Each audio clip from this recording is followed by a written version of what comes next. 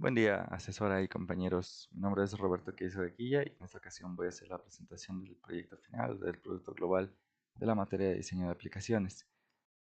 En esta ocasión decidí trabajar solo ya que por cuestiones de horario me resulta difícil organizarme con un grupo de personas y no me hubiera gustado haber afectado pues su trabajo o su organización. El proyecto se trata de un sitio web que se llama gameposters.com que vamos a analizar con más detalle un poco más adelante. Y bueno, lo primero que nos indica la actividad que hay que establecer es, son algunos aspectos del diseño de aplicaciones en las tecnologías de información. Por eso, a manera de introducción, tengo esta diapositiva en la que se explica que el conocimiento que hemos adquirido a lo largo del curso finalmente culmina en el desarrollo de una aplicación o de un diseño de un sitio web que será utilizado por diferentes personas. En este caso se trata de un sitio web que tiene la intención de preservar un poquito el arte, el extraordinario trabajo de diseñadores y diseñadoras muy talentosos, muy talentosas, que colaboran en el desarrollo de un videojuego. Aquí podemos ver algunos ejemplos de estos pósters, que son elementos visuales que dentro del mundo de los videojuegos le dan una sensación de vida, de mayor profundidad, ya que dentro del mundo de los videojuegos pues vemos estas imágenes, vemos estos pósters. Como comento, la mayoría de las veces muchas personas no les prestan atención, pero son trabajos extraordinarios, trabajos de diseño fantásticos, y nuestra intención con la creación del sitio web pues, es darles un poquito de reconocimiento al esfuerzo de estas personas. Además, existe el caso de muchos videojuegos en línea, principalmente, que ya no están disponibles porque los servidores han sido cerrados, ya no están funcionando. Entonces todo ese esfuerzo, todo ese trabajo, todo ese arte, podríamos llamarlo, se pierde. Y nuestra intención es tener un pequeño sitio en el que este esfuerzo, este arte pueda ser apreciado por cualquier persona, incluso si no ha jugado el videojuego, o que pueda apreciar el trabajo que se realizó en videojuegos que ya no están disponibles. Como dice, bueno, este es un pequeño enunciado que resume la intención del sitio web. Imágenes similares a las de los pósters, como las que estamos observando aquí, muchas veces pasan desapercibidas para muchas personas y son olvidadas con el tiempo. Y nosotros, pues queremos cambiar eso. Antes de pasar al análisis, al diseño del sitio web, la actividad nos solicita que demos algunas definiciones de los conceptos que hemos aprendido a lo largo de la materia. Entonces, antes de continuar, me gustaría explicar qué es una aplicación en tecnologías de información. Pues bien, es un programa que será utilizado por un grupo o diferentes grupos de personas que ayuda a resolver problemas, facilitar el trabajo, a apoyar en esfuerzos de expresión y de comunicación o simplemente con intención de entretener. Algunos ejemplos de aplicaciones informáticas populares son estos. Eclipse, bueno, el entorno de desarrollo integrado de Eclipse. Este es utilizado principalmente por desarrolladores del lenguaje de programación de Java. Se caracteriza porque es de código abierto y porque cuenta con muchísimos plugins, muchísimas um, adiciones al software que permite que este entorno de desarrollo prácticamente funcione para hacer cualquier tipo de programa. Sitios web, aplicaciones de escritorio, aplicaciones en servidores, aplicaciones móviles, etcétera. El reproductor de medios VLC también es de código abierto y es muy reconocido porque es capaz de reproducir prácticamente cualquier tipo de formato multimedia. Es muy superior en funcionalidad al reproductor integrado de Windows, por ejemplo, o de Mac OS, porque te da muchísimas opciones de reproducción, incluso te permite reproducir archivos directamente desde un servidor, ya sea local o remoto. Y bueno, como les comento, prácticamente no existe ningún tipo de formato de medios que no pueda reproducir este reproductor. Obviamente nos sirve para ver películas, series, escuchar música, y diferentes formas de entretenimiento. Y finalmente contamos con Spotify como ejemplo, que es un servicio de streaming de música, pues que está planeado para resolver el problema del acceso a la música de muchas personas y también para facilitar el hecho de que, pues como amantes de la música, a lo mejor no tenemos espacio para tener todos nuestros discos compactos o nuestros discos de vinilo, en el caso de los coleccionistas. Además, eh, si nosotros quisiéramos, bueno, nos permite tener disponible toda nuestra biblioteca musical desde cualquier parte del mundo que tengamos acceso a Internet. Entonces estamos hablando de que podamos tener el equivalente a decenas o cientos de discos compactos en nuestros teléfonos celulares o nuestras computadoras sin mayor inconveniente. Bien, entonces, ¿qué es la programación orientada a objetos? Bueno, este es un paradigma de las tecnologías de información que establece o considera que los objetos físicos pueden traducirse en elementos digitales gracias a los conceptos de atributos y métodos, como viene aquí descrito. En la programación orientada a objetos, los atributos se corresponden a las características físicas de los objetos reales. Siguiendo el ejemplo que viene descrito, una casa puede tener un determinado número de habitaciones construidas, un determinado número de sanitarios disponibles, el tipo de tanque de gas que tiene instalado, por ejemplo, si es estacionario o de cilindro. Todas estas son características físicas de los objetos.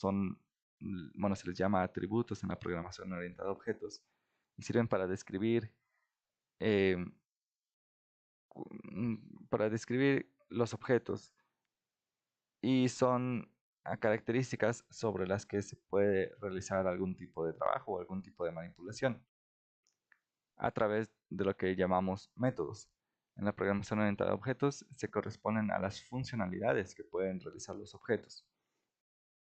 Tomando como ejemplo nuestros smartphones, podríamos decir que un método de nuestro smartphone es emitir un sonido. Por ejemplo, cuando entra una llamada que empieza a sonar para que nos demos cuenta, podríamos decir que cuenta con un método que se llama sonar o alertar de llamada. Desplegar una imagen, por ejemplo, cuando nos mandan una fotografía, le damos clic en nuestro smartphone y la imagen se despliega en la pantalla. Podríamos decir que nuestro smartphone cuenta con un método para desplegar este tipo de imágenes, etcétera. Entonces los atributos son características físicas y los métodos son funcionalidades de los objetos. Y finalmente los objetos se conforman de atributos y métodos, el conjunto de ambos elementos. Bueno, algunos de los conceptos básicos de la programación orientada a objetos son estos. Las clases son los archivos que determinan a los objetos. Muchas veces lo comparan con un molde, por ejemplo, un molde para galletas, como viene aquí descrito. El molde le da forma a la galleta y a partir de un solo molde podemos crear un número infinito de galletas, ¿no? Teóricamente. Pues en la programación orientada a objetos es algo muy similar. La clase es un archivo de texto en el que se establecen cuáles son los atributos y cuáles son los métodos de los objetos. Y después, a partir de ese archivo, podemos nosotros instanciar o crear infinitos objetos. Bueno, otro aspecto elemental de la programación orientada a objetos es la herencia. La herencia permite que una clase contenga todos los atributos y métodos de otra, pero que además pueda definir sus propios atributos o sus propios métodos. Como ejemplo, podemos tomar los automóviles, en el que un automóvil de tipo convertible va a tener toda la funcionalidad de una clase que se llame automóvil o de un objeto que se llame automóvil, pero también tiene un método adicional que permite quitar y poner el techo, un método que los automóviles regulares no tienen. Bueno, otros dos aspectos fundamentales de la programación orientada a objetos es la del encapsulamiento, que indica que todos los aspectos referentes a un objeto deben quedar aislados dentro del mismo, principalmente sus atributos, ya que si otro objeto fuera capaz de manipular los atributos de nuestro objeto inicial, estamos hablando de un posible compromiso de la seguridad y del funcionamiento. La abstracción es la idea de ocultar el funcionamiento detallado de los métodos. De nuevo, si tenemos dos objetos y necesitamos acceder a un atributo de uno de ellos, lo ideal es que se realice a través de los métodos. Eh, es un error, es una mala práctica permitir el acceso libre a los atributos de los objetos, ya que se puede comprometer la seguridad, se puede comprometer el desempeño y pues podemos tener problemas muy graves. Algunos lenguajes de programación orientados a objetos son Java, Python y C Sharp. Bien, entonces, pasando a qué es el diseño de las aplicaciones. Bueno, es el proceso de concepción de un programa informático pasando por diferentes etapas.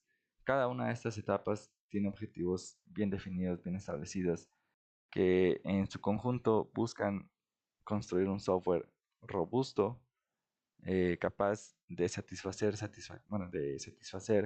de manera adecuada las necesidades o los requerimientos que se han establecido. Aquí tenemos un pequeño esquema que ilustra las etapas del diseño de aplicaciones. Vamos a describir estas diferentes etapas. La planeación consiste en la identificación de la necesidad de resolver un problema. Puede ser un problema personal, un problema de una organización o una idea que hayamos tenido, por ejemplo como la de Game Posters, para preservar el arte visual de los videojuegos. Es decir, no tiene que ser una necesidad rigurosamente económica, sino que cualquier problema que se pueda resolver con el desarrollo de un programa o con la implementación de un programa informático tiene que pasar por un proceso de planeación. En este proceso de planeación vamos a determinar exactamente cómo es que tenemos la intención de resolver nuestro problema y también aspectos como cuál es el tiempo estimado de finalización y la cantidad de recursos que serán necesarios. Sigue entonces la parte del análisis. Una vez que hemos determinado cuál es el problema que necesitamos resolver, vamos a pasar al análisis del mismo. Aquí vamos a determinar cómo vamos a atacar ese problema con ayuda de nuestro software. Necesitamos ser muy cuidadosos y establecer cuáles son los limitantes del programa, ya que de ahí vamos a decidir muchísimos aspectos, tanto del desarrollo como del futuro del programa. Por ejemplo, si es un programa muy sencillo, probablemente no se necesite invertir una gran cantidad de tiempo o de recursos, pero si es una aplicación que será utilizada, bueno, que se planea o se espera que sea utilizada por millones de personas, como sería el caso de Spotify, por ejemplo, entonces vamos a necesitar más personal y más recursos. Todo eso se establece en esta fase de análisis. Posteriormente sigue el diseño. Determinamos entonces que tenemos un problema, que tenemos algo que resolver. Después decidimos cómo se va a resolver, o mejor dicho, qué necesitamos que se haga para que se resuelva el problema. Y pasamos entonces a la fase de diseño. En este punto vamos a determinar exactamente cuáles son los recursos o cuáles son los elementos o las, los materiales, las cantidades, las personas que nos van a ayudar a materializar nuestro programa. Por ejemplo, durante el diseño vamos a definir si nuestro programa necesita una base de datos, que muy probablemente la necesite. Pero, ¿qué tipo de base de datos vamos a utilizar? ¿Va a ser una base de datos relacional o no relacional? ¿Va a ser una base de datos que va a estar disponible para el público en general o solamente para la organización? Todo ese tipo de aspectos técnicos se van a plasmar en esta fase de diseño. Y una vez que se ha establecido exactamente cuál es la forma en la que la forma y el tipo de recursos que nuestro programa va a necesitar, pasamos entonces a la etapa de implementación o de desarrollo. En este aspecto es donde vamos a físicamente codificar nuestro programa. La persona el programador, el desarrollador, va a pues sentarse enfrente de su computadora y va a empezar a teclear todas las funciones utilizando un tipo de lenguaje de programación determinado. Aquí el programador obviamente va a hacer algunas pruebas muy sencillas de funcionamiento. Por ejemplo, asegurarse de que los usuarios pueden ingresar al sitio web, de que las imágenes se muestren correctamente. O sea, van a ser pruebas muy sencillas. Sin embargo, una vez que el programa ha sido completado, o al menos parte del programa ha sido completado, se van a realizar pruebas. Estas pruebas pueden ser automatizadas, puede realizarlo las mismas computadoras una vez que han sido configuradas, o puede realizarlo otro grupo de personas a los que se les llama probadores o testers. Las pruebas que realiza el desarrollador son pruebas muy sencillas, solo para asegurarse de que a grandes rasgos el programa está funcionando. Pero los testers o los probadores van a hacer pruebas exhaustivas. Van a probar varias veces la misma funcionalidad para asegurarse de que es correcta, de que no se degrada con el tiempo, de que no se presentan errores, a lo mejor, por ejemplo, de sobrecarga o de desbordamiento de memoria, ese tipo de detalles que el programador no va a probar. Todos los problemas que se detecten en esta etapa serán informados o serán retroalimentados al equipo de desarrollo para que puedan ser corregidos.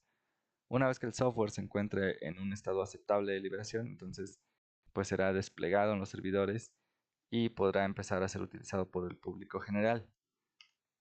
Posteriormente vamos a entrar a la fase de mantenimiento. Por muy bien desarrollado y por muy bien probado que se encuentre un software, muchas veces van a surgir problemas posteriores al lanzamiento.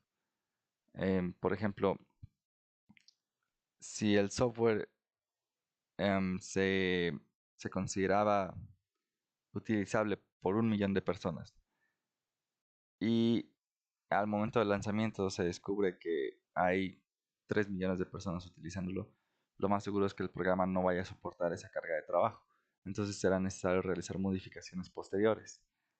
También muchas veces es posible que se descubran errores que no se habían detectado anteriormente. Y todo ese tipo de detalles se tienen que trabajar lo antes posible para que la aplicación esté disponible el mayor tiempo que sea posible para todos los usuarios, que no haya tiempos en, en los que pues el programa esté, como se dice comúnmente, esté caído o no esté disponible. Entonces, la etapa de mantenimiento nos va a ayudar a asegurarnos de que nuestro programa va a funcionar adecuadamente por periodos indefinidos de tiempo. Bueno, pasamos entonces a la definición de la problemática que ya habíamos mencionado a grandes rasgos. El principal atractivo de los videojuegos es su interactividad. En los videojuegos, el jugador es más que un espectador, a diferencia de las películas, a diferencia de los libros, de las series, donde la persona que está viendo pues simplemente está haciendo eso, se está enterando de la historia, está conociendo la historia, se está interesando por la historia, pero no tiene ningún tipo de interactividad, no tiene ninguna forma de pues cambiar a lo mejor el resultado de la serie, por ejemplo. Pero en los videojuegos ese no es el caso, en los videojuegos la historia avanza, la historia progresa y muchas veces cambia con base a las decisiones que hayan tomado los jugadores. Es decir, el jugador pues ya no es un espectador, ahora es un protagonista. Entonces, ese es el principal atractivo de los videojuegos. Y con el tiempo, el desarrollo de los videojuegos nos ha dejado proyectos visualmente muy impresionantes. Puedo mencionar rápidamente, por ejemplo, Grand Theft Auto, puedo mencionar Red Dead Redemption, que son videojuegos con una calidad gráfica extraordinaria, a tal grado que bueno, esos juegos reciben premios por los aspectos visuales que presentan. Pero de todos los aspectos visuales, el mundo abierto, la interactividad con elementos como el follaje, animales, etcétera, pues es muy elogiado. Pero hay otro tipo de arte, consideramos que hay otro tipo de arte que muchas veces pasa desapercibido y que es muy fácil de olvidar, que son precisamente los pósters, carteles o el arte de las paredes, como los grafitis. Simplemente cuando estamos jugando nuestro videojuego, simplemente pasamos por un pasillo y a lo mejor sí notamos que hay algunos pósters, pero no nos detenemos a observarlos con detalle. Em, Consideramos que esto, digo, no es un problema como tal, porque cuando estás jugando el videojuego, pues tiene sentido que juegues el videojuego y no que te la pases viendo carteles en las paredes. Pero eso no quiere decir que no podamos tomar esos elementos visuales y colocarlos en un sitio web, de manera que otras personas que no han jugado el videojuego o otro tipo de personas que aprecien el diseño de estos carteles, pues lo puedan realizar sin necesidad de tener que estar adquiriendo el videojuego o entrando al videojuego y buscando el cartel o el póster en particular que quieran volver a ver. Entonces, ¿cuál es la solución propuesta? Pues ya habíamos comentado, un sitio web en el que los usuarios tengan la capacidad de, bueno, de subir las capturas de pantalla de los videojuegos que hayan realizado para poder mostrar, para poder compartir con el mundo los pósters que más les han llamado la atención, que más les han gustado. En estos ejemplos tenemos pósters del videojuego de Cyberpunk 2077. Estos son elementos visuales que se encuentran en el mundo de Cyberpunk y pues que consideramos que son muy atractivos, muy interesantes. Estos pósters por sí mismos nos cuentan una historia adicional a la que estamos jugando. Y como comentábamos, muchos videojuegos ya no están disponibles porque los servidores han cerrado. Entonces, cualquier arte similar a estos pósters que hubiera existido dentro de esos videojuegos, pues prácticamente podemos decir que se perdió para siempre. Entonces nuestra solución es crear un sitio web en el que los usuarios puedan compartir sus pósters favoritos de manera que cualquier persona en el mundo los pueda apreciar y que también se preserven para la apreciación de futuras generaciones. ¿Cómo vamos a lograr esto? Bueno, aquí vamos a hacer un pequeño análisis de los modelos UML del sitio web de Game Posters.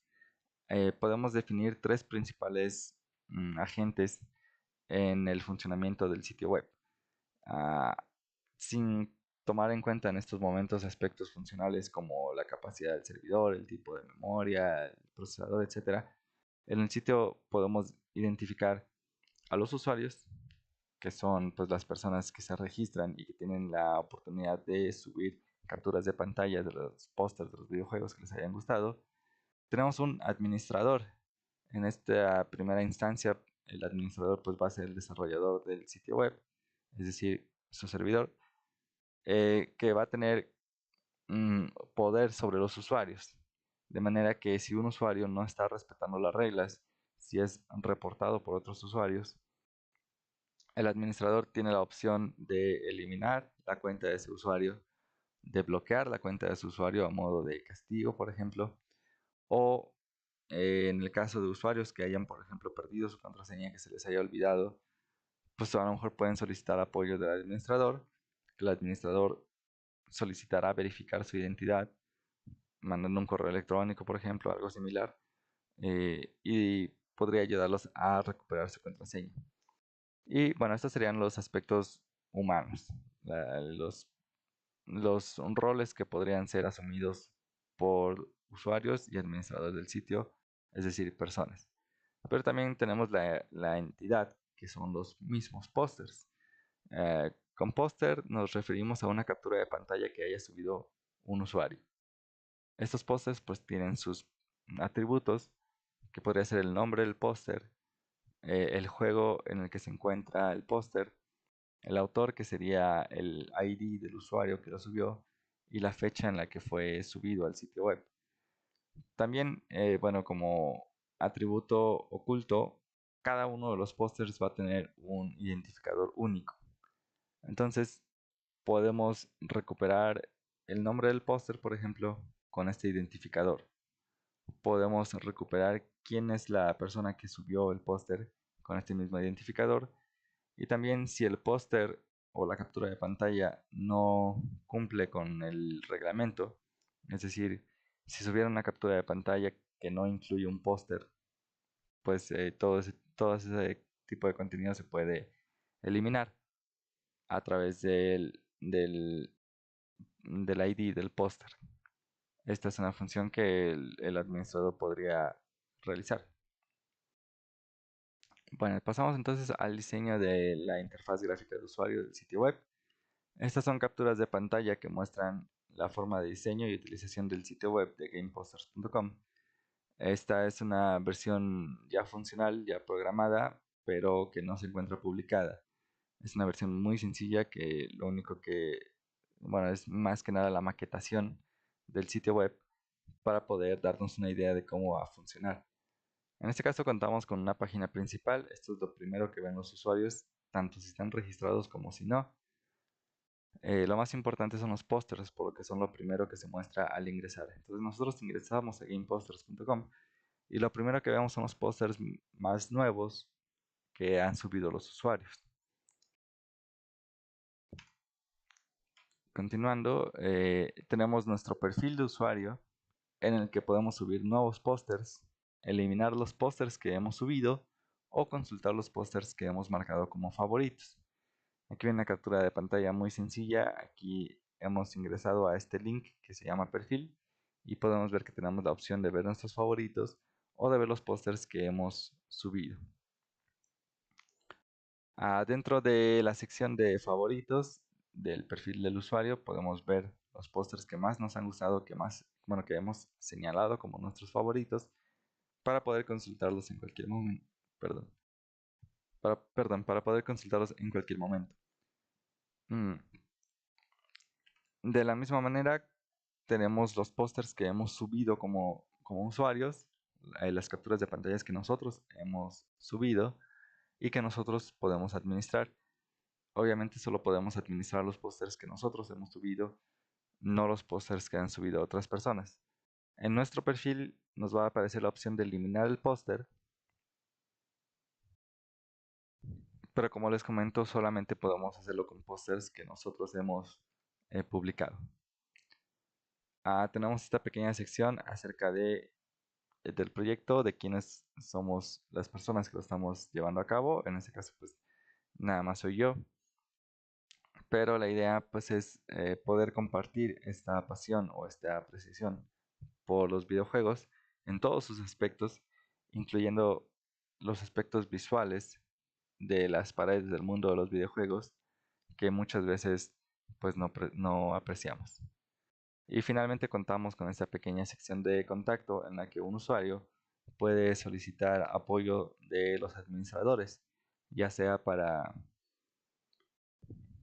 recuperar su contraseña en caso de que sea necesario o reportar a algún usuario o algún póster que no está cumpliendo con el reglamento. Entonces, como conclusiones del proyecto, podemos establecer o determinar que Game Posters tiene la intención de dar reconocimiento al trabajo de diseñadores y diseñadoras muy talentosos de la industria de los videojuegos, además de poder ayudar a la preservación de este tipo de arte en el caso de videojuegos que ya no están disponibles. Consideramos este un proyecto artístico, un esfuerzo artístico que busca unir a las personas en la apreciación del arte visual de un videojuego, al que muchas veces no se le presta ningún tipo de atención. Sin embargo, la ausencia de estos elementos degrada la experiencia del usuario. A las personas que les gusten los videojuegos, me gustaría invitarlos a que la próxima vez que estén jugando se fijen un poco en los elementos visuales que se encuentran en las paredes de los mapas y se imaginen si no estuvieran ahí, cómo se vería ese mapa. Lo más seguro es que lleguen a la conclusión de que sin esos elementos en las paredes, el mapa mm, estaría, tendría una sensación de ser más insípido, de no tener nada más que pues, a las personas que están ahí jugando. Pero bueno, los invito a que realicen ese sencillo experimento. La próxima vez que estén jugando sus videojuegos favoritos, Fíjense en los elementos gráficos que se encuentran en las paredes e imagínense que no están ahí. Y estoy casi seguro de que la mayoría de las veces van a considerar que es mejor que estén ahí porque le da una sensación de profundidad, una sensación de vida a ese mapa. Y bueno, como conclusiones personales del curso, pues considero que hemos aprendido a que cualquier proyecto informático tiene que pasar por una serie de etapas que tiene, bueno, cuyos objetivos están bien establecidos, de manera que al finalizar contemos con un proyecto completo, un proyecto funcional, un proyecto de alta calidad que nos va a brindar algo de valor. En el caso de las organizaciones, pues lo más seguro es que se trate de obtener mayores ganancias y eso probablemente un software pueda ayudar en aspectos como la reducción del tiempo de desarrollo de los programas o una mejor organización o una mejor administración de recursos. En el caso de las personas particulares, pues a lo mejor podemos utilizar o podemos desarrollar un software que nos ayude a llevar un mejor registro de nuestros gastos, por ejemplo, o en el caso de ingenieros o ingenieras que tengan conocimientos, por ejemplo, de electrónica y que hayan podido automatizar algunos aspectos de sus casas, lo que se conoce como domótica, pueden crear un sitio web que les ayude a administrar su casa incluso si no están ahí. Por ejemplo, pueden estar de vacaciones y a través de las cámaras de seguridad pueden asegurarse de que todo se encuentra en orden. Si se encuentran fuera, por ejemplo, y empieza a llover, pueden mandar una orden de manera que las ventanas de la casa pues se cierren para evitar que la lluvia entre a la casa y a lo mejor eche a perder muebles o aparatos.